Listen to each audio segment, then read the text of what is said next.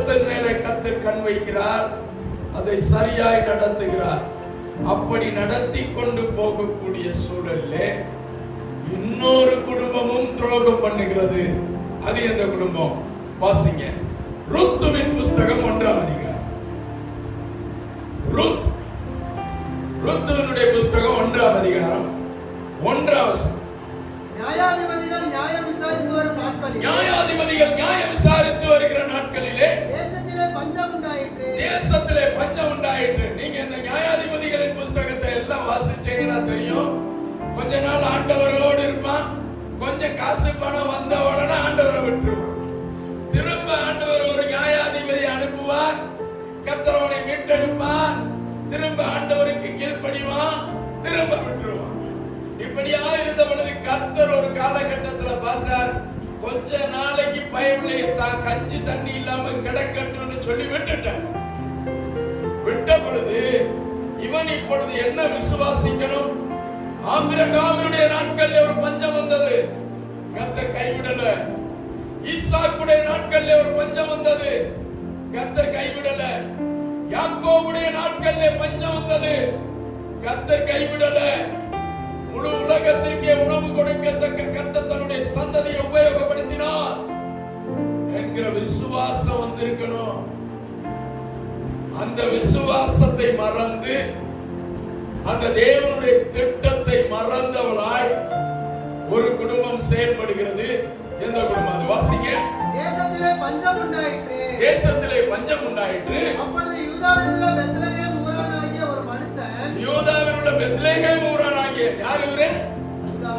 அடேங்கப்பா, இவர் பெத்லகேம் ஊர், அப்பத்தின் வீடு என்று சொல்லி அழைக்கப்படுகிற ஊர். பெத்லகேம் என்றால் அப்பத்தின் வீடு. அங்க பஞ்சமே கிடையாது.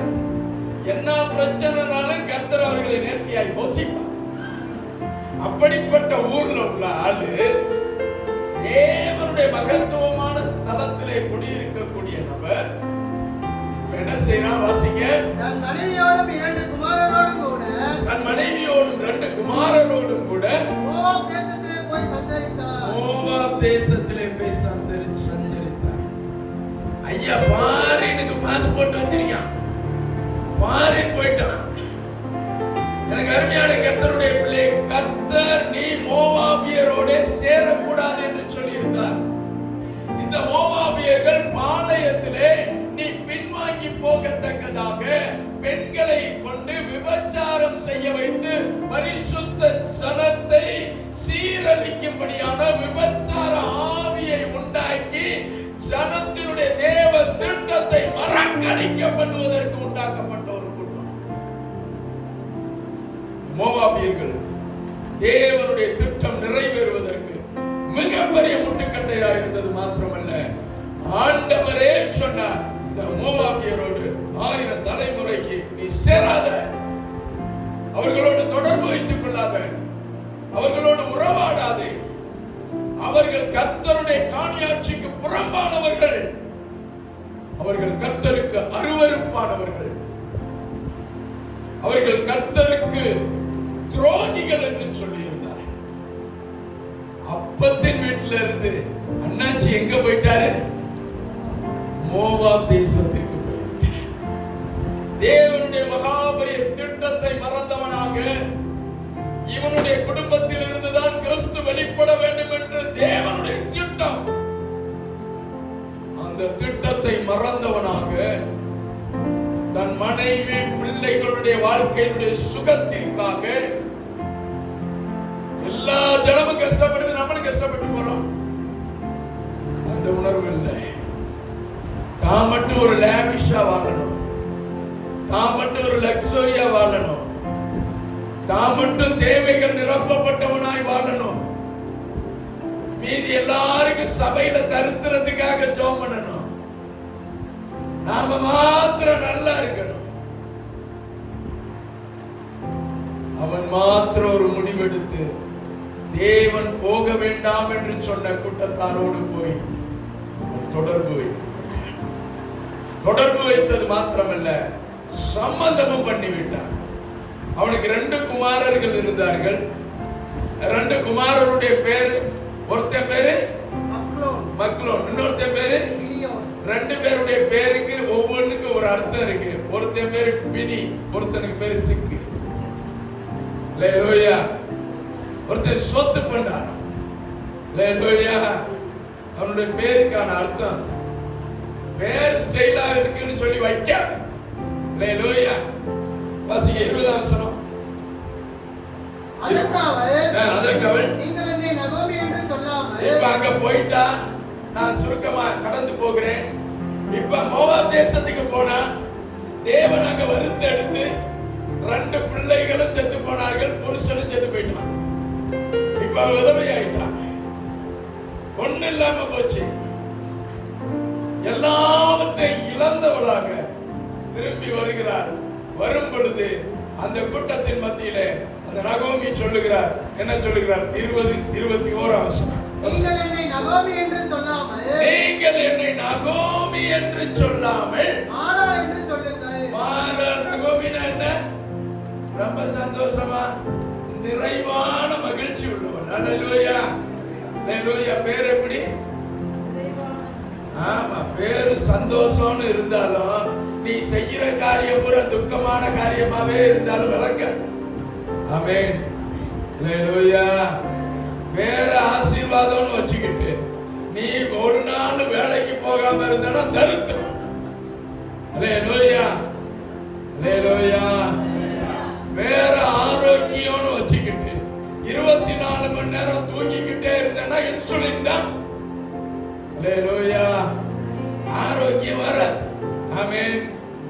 அல்லேலூயா. நகோமி என்று என்னை சொல்லாமல் மாரா என்று சொல்லுங்கள். கசப்புன்னு சொல்லணும். அல்லேலூயா. செய்யற வேலை பூரா வேண்டாம் வேலை, பேரை குறை சொல்லிக்கிறான். நான் வாசிங்க.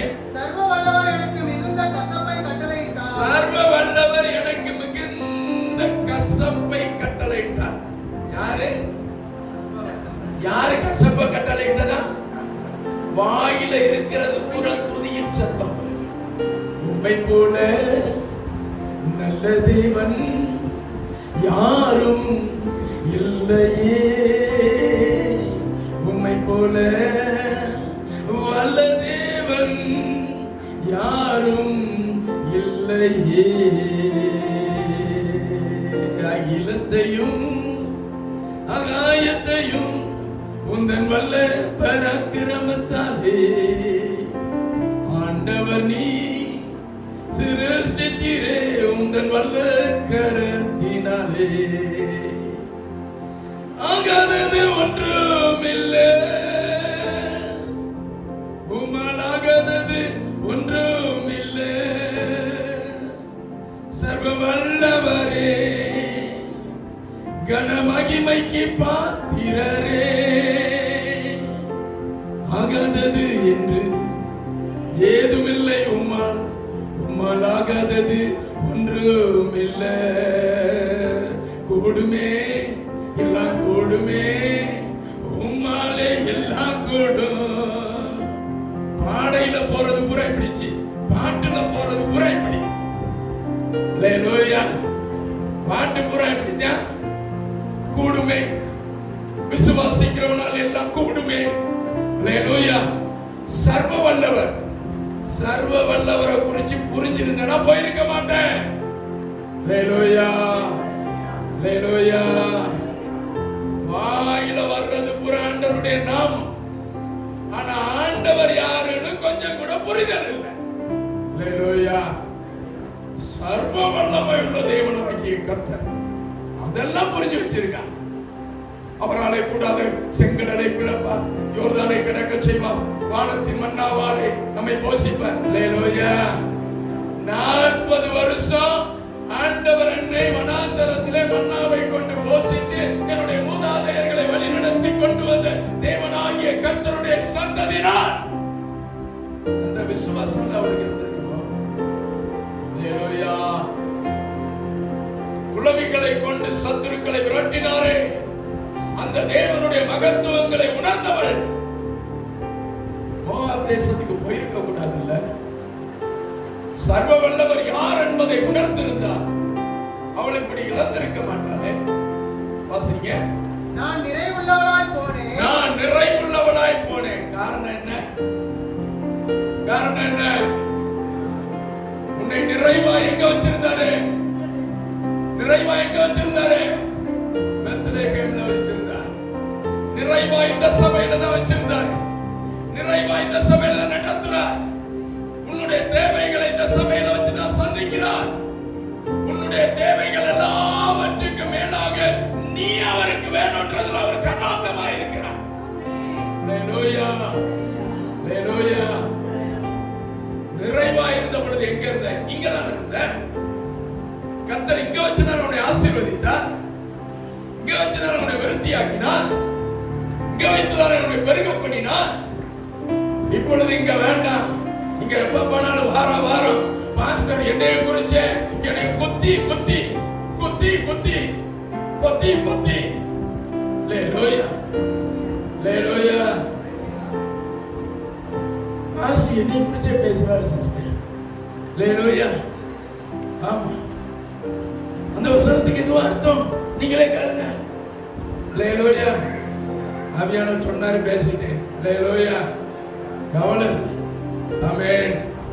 ஹல்லேலூயா. எங்க வச்சுதான் தேவன் உன்னுடைய மகா பெரிய திட்டத்தை நிறைவேற்ற வேண்டும் என்று நினைத்தார். அதனால உனக்கு பொருளாதார செழிப்பை கொடுத்தார். உன்னை ஆசீர்வதிக்கவும் செய்தார். வேற ஏதோ ஒரு இடத்துல இதை விட நல்ல கீபோர்டு போடுறாங்க.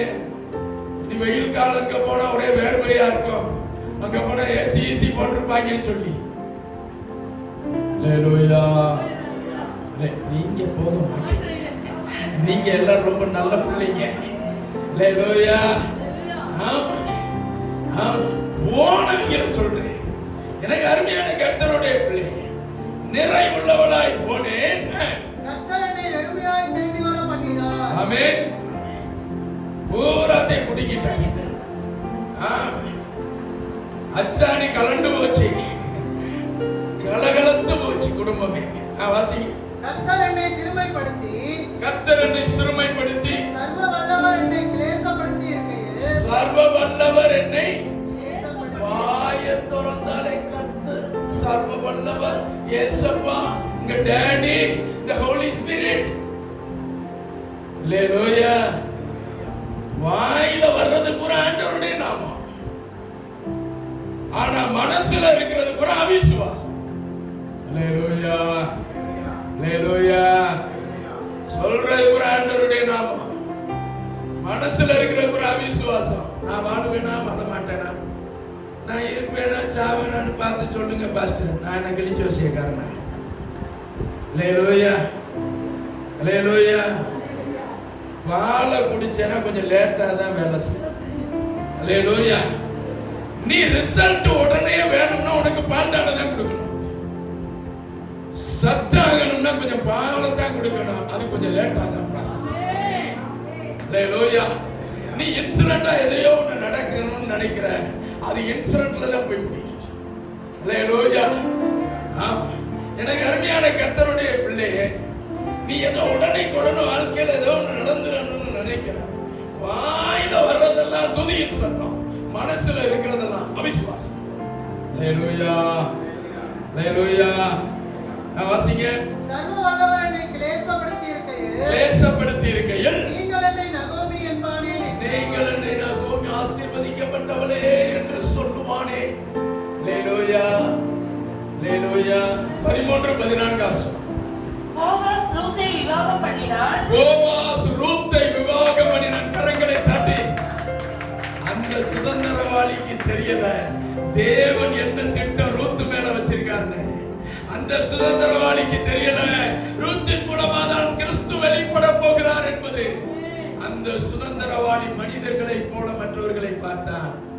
ஆனால் போவாசோ தேவனுடைய மகத்துவமான திட்டம் இந்த குடும்பத்தின் மூலமாக நிறைவேற போகிறது என்று சொல்லி பார்த்தான். ஆமென், ஹல்லேலூயா.